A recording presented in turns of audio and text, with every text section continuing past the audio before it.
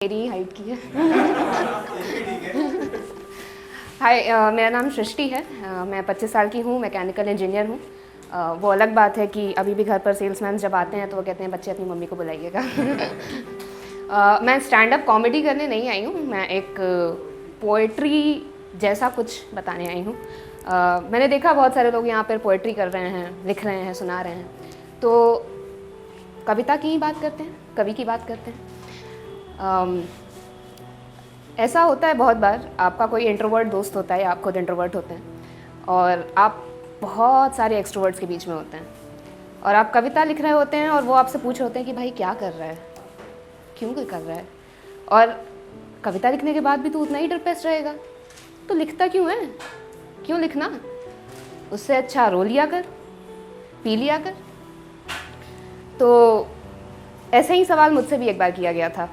और इससे पहले कि मैं ज़्यादा आगे जाऊँ, मैं आपको बता दूँ कि जब मैं कुछ लिखती हूँ तो मैं कवयित्री के नज़रिए से नहीं, कवि के नज़रिए से लिखती हूँ। तो अक्सर मेरे मुंह से बोलते हुए निकल जाएगा ऐसा कुछ कि कहा है, सुना है, कर रहा था, लिख रहा था। तो एक डिस्क्लेमर देना चाहती हूँ, मैं स्यूडो फेमिनिस्ट नहीं हूँ, आदत से मजबूर हूँ। तो जब मुझसे ये सवाल किया गया कि तुम लिखती क्यों हो, क्या मज़ा आता है लिखकर, क्यों लिखना है, कुछ हल्का तो होता नहीं, तो मैंने सोचा कि अब इसे मैं कैसे समझाऊं कि मन को हल्का करने के लिए जो कवि होता है, जो पोएट होता है, वो क्रंदन नहीं करता। क्रंदन का मतलब आपको शेखर भैया पहले बता चुके हैं। उसकी कविता ही उसका क्रंदन है। जब कवि का मन भारी होता है तो उसके दिल में जो आग होती है वो उसके आंसुओं को जलाकर कागज़ पर बिखेर देती है, काले अक्षर बनाकर।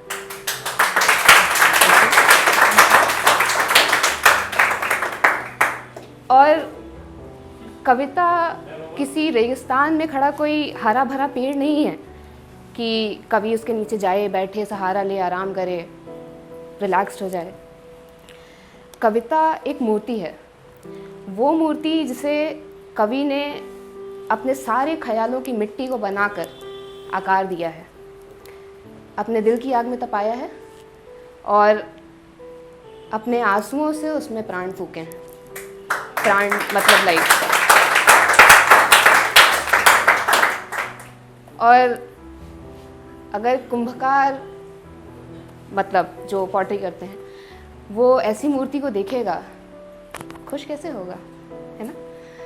उस कविता को देखकर कवि खुश नहीं हो सकता, हल्का नहीं हो सकता। उसे देखकर वो सिर्फ और सिर्फ वेदना महसूस कर सकता है, पेन महसूस कर सकता है। तो इस बात को मैं अपने एक्सट्रोवर्ट्स फ्रेंड को नहीं समझा सकती, शायद आप भी नहीं समझा सकते,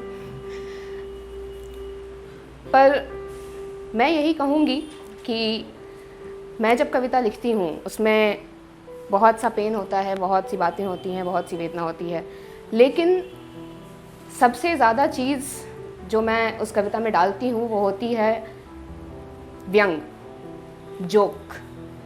किस पर? उस सोसाइटी पर जो मुझसे पूछती है कि तुम कविता क्यों लिखते हो। और मैं आज भी यही कहूँगी, मैं हमेशा यही कहूँगी कि जिस दिन ये सोसाइटी, ये समाज, ये दुनिया मेरी कविता के हर शब्द में छिपे उस व्यंग को, उस वेदना को एक साथ समझ लेंगे, उस दिन मैं कहूँगी कि हाँ, मैं कवि हूँ और ये मेरा कवि होना बेकार नहीं गया, व्यर्थ नहीं गया। समाज के लिए मैं कवि हूँ और मेरे इस कवि के पोर्ट्रेचर का, मेरे इस पोएट के पोर्ट्रेचर का अतिक्रमण करना, उसको हटाकर मैं जो हूँ उससे मिलना, मेरे कवि के रूप से नहीं, मुझसे मिलना, ये समाज के बस की बात नहीं है।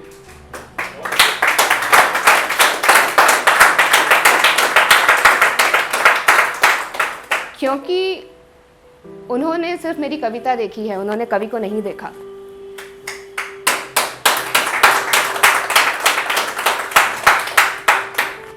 मेरे एक बहुत फेवरेट पोएट हैं, लेखक हैं, उनका नाम है हरिवंश राय बच्चन, और उन्होंने उनकी एक किताब है, एक्चुअली वो पोएम्स का एक संकलन है, एक I don't know the English word for it, but anyway उसमें उन्होंने एक बात कही है उनकी कविताओं के शुरू होने से पहले कि कवि होना इस दुनिया में सबसे बड़ा दंड है जो किसी मानव को दिया जा सकता है।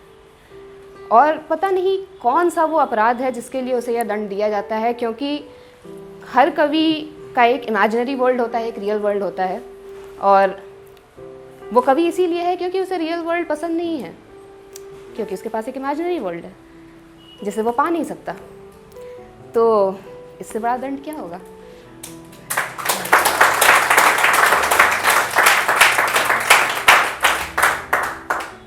और फिर वो कहते हैं कि भगवान जाने कौन सा वो अपराध है जिसके लिए मानव को यह दंड दिया जाता है, और फिर भी संसार में इस अपराधी की इतनी पूछ क्यों है। क्यों हर कोई कवि सुनते ही बौखला जाता है कि अरे तुम कविता लिखते हो, वाह, तुम तो बहुत रिच हो, तुम तो बहुत क्रिएटिव हो। लेकिन जो रचना होती है, जो क्रिएशन होता है, उसका सोर्स हर बार एक फूल हो, एक नदी हो, ज़रूरी नहीं है, आग भी हो सकती है।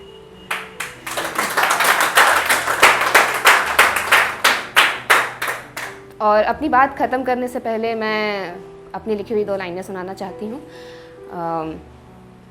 और इससे पहले ये डिस्क्लेमर है कि मैं स्यूडो फेमिनिस्ट नहीं हूँ, आदत से लाचार हूँ। काश कि लिखकर भी ये बोझ मुझसे उतर पाता, काश कि लिखकर भी ये बोझ मुझसे उतर पाता, काश कि ना होता समंदर, दरिया होकर मैं बह जाता।